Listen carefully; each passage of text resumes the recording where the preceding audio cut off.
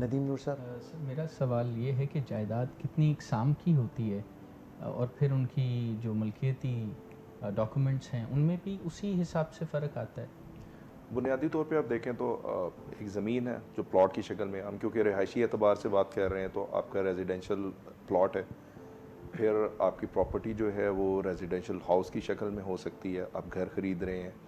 फिर एक दूसरी जो आजकल जो हाई राइज बिल्डिंग्स बन रही हैं जिनमें फ़्लैट्स होते हैं, आपके ऑफिस के लिए हैं, इसके अलावा दुकानें हैं, और मतलब कि फ्लोर आप परचेज़ कर रहे हैं जहाँ पर आप जो है उसकी ऑनरशिप शेयर कर रहे हैं। ठीक है, वो लैंड आपके नाम पे नहीं है लेकिन वो आप बिल्डिंग्स के अंदर जो है अपने प्रॉपर्टी राइट्स परचेज़ कर रहे हैं। प्लस आप देखें तो एग्रीकल्चरल लैंड आप जो है परचेज़ कर सकते हैं। ये बुनियादी अशकाल हैं जिनको आप कह सकते हैं। माइट बी में आप मज़ीद भी इजाफा हो जाता है, लेकिन एक जो इस वक्त कह लें कि ख़ास तौर पे लाहौर और जो सराउंडिंग्स में हैं वो प्रॉपर्टी की अशकाल इन शक्ल में है, और इनकी डॉक्यूमेंटेशन में भी बिल्कुल फ़र्क होता है। फिर डॉक्यूमेंटेशन का कंसर्न इनके साथ हो जाता है कि आप जहाँ पर परचेज़ करने जा रहे हैं, मतलब आप उनको अगर फर्दर बाइफरकेट करें तो फिर वो आ जाता है कि आप सोसाइटीज़ में परचेज़ कर रहे हैं, उस सोसाइटी का स्टेटस क्या है, वो कोऑपरेटिव सोसाइटी है, और फिर उनके साथ जो फर्दर डॉक्यूमेंटेशन है वो बदलती जाती है।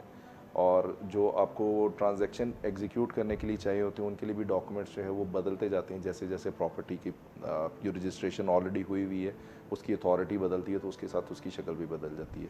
अच्छा, मेरा ख्याल है ये सवाल शायद पहले भी कुछ बताया गया हो, मगर मैं ज़ोर दे के पूछना चाहता हूँ कि अगर प्लॉट की जो है हम बाइंग कर रहे हैं, प्लॉट ख़रीदना चाह रहे हैं, तो उसके लिए क्या तरीक़ाकार इख्तियार करना सर, चाहिए?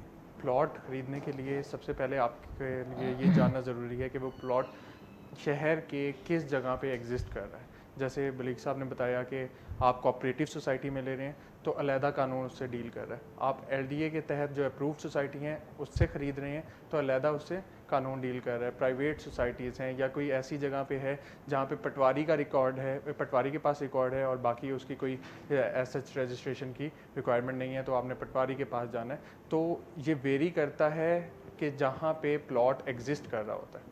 अगर तो प्लॉट कोऑपरेटिव सोसाइटी में एग्जिस्ट कर रहा है तो उसका अलहदा कानून है, और उन हर सोसाइटी का, हर कोऑपरेटिव सोसाइटी का एक अलहदा से बाय लॉज बने होते हैं और वो उस बाय लॉज के तहत ही रेगुलेट हो रहा होता है। तो ये डिफ़र कर रहा होता है, वेरी कर रहा होता है सिचुएशन टू सिचुएशन।